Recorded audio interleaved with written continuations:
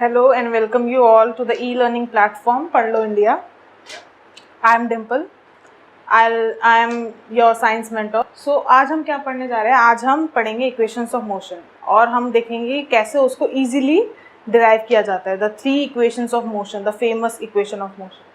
तो पहले हम देखते हैं कि इक्वेशंस ऑफ मोशंस क्या क्या होती हैं. तो there are 3 equations of motion. V is equals to u plus at, S is equals to ut plus half at square and v square is equal to u square plus 2as. Now we will see कि how we will derive these 3 equations of motion. सबसे पहले हम consider करेंगे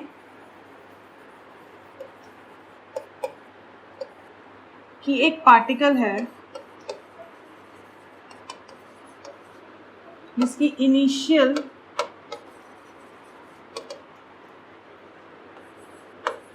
velocity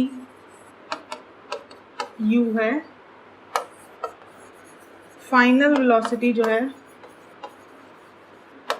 वो v है.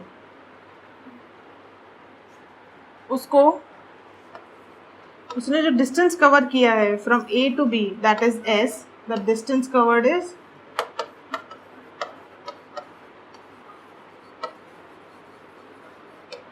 s in a time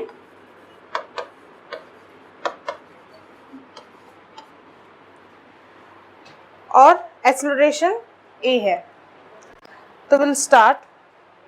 first equation of motion क्या है? v is equals to u plus a t. अब हमें सबको पता है कि एक्सेलरेशन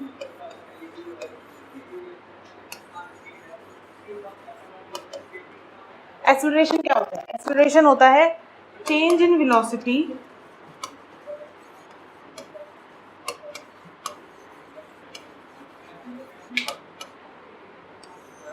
पर यूनिट टाइम.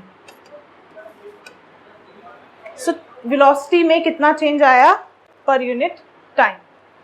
तो अभी हमने बोला कि इनिशियल वेलोसिटी क्या है? इनिशियल वेलोसिटी है u और फाइनल वेलोसिटी है v. तो चेंज इन वेलोसिटी क्या आएगा? फाइनल माइनस इनिशियल वेलोसिटी, ये आएगा चेंज इन वेलोसिटी. और टाइम कितना लगा? t. और एक्सेलरेशन क्या है? a. So I will take t to the left hand side. So at is equals to v minus u. And जब हम उसको रीशफल करेंगे तो क्या आएगा? v is equals to u plus at. So this is our equation of motion that is derived from the acceleration formula जो होता है velocity change in velocity per unit time. उससे हमें निकलता है एक first equation of motion. Now second equation of motion.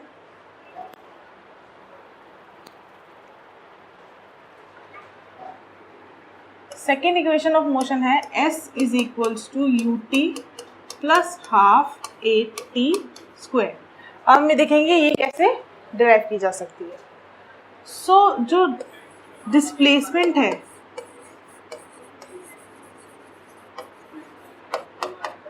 Displacement क्या होता है? डिस्प्लेसमेंट को हम कैसे लिख सकते हैं? देखो, जो हमारा होता है average velocity,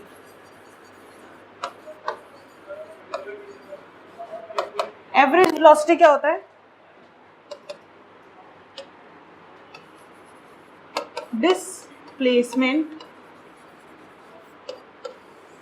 per unit time. Means total displacement upon में टोटल टाइम. ये होता है हमारा एवरेज वेलोसिटी. सो अगर हम डिस्प्लेसमेंट यहाँ से निकालना चाहें तो डिस्प्लेसमेंट क्या होगा? Average velocity into time. तो ये होगा average velocity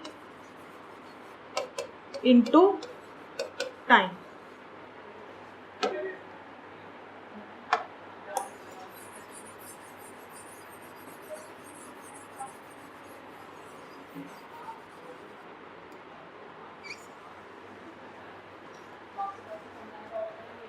so average velocity क्या होगा? एवरेज क्या होता है? किसी भी दो चीज का, हमारे पास दो वेलोसिटी है, इनिशियल और फाइनल. तो किसी भी दो चीज का एवरेज क्या होगा?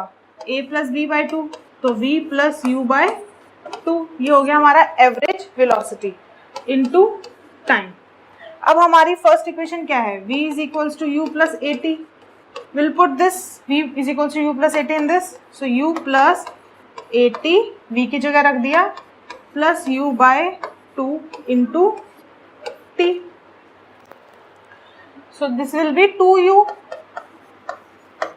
Plus A T by two into T. तो अगर हम इसको ब्रैकेट खोलेंगे तो क्या आएगा,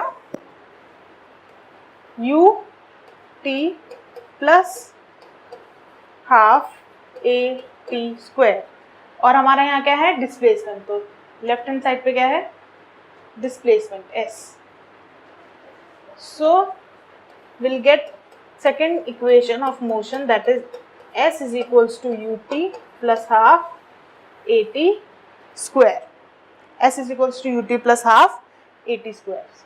now third equation of motion के लिए,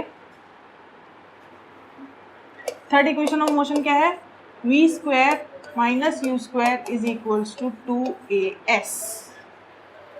तो थर्ड इक्वेशन ऑफ मोशन के लिए हम क्या करेंगे, a is the acceleration, s is the displacement, so a into S क्या होगा, एक्सेलरेशन क्या होता है, हमने फर्स्ट इक्वेशन ऑफ मोशन में देखा था एक्सेलरेशन क्या होता है, चेंज इन वेलोसिटी अपॉन में time, change in velocity upon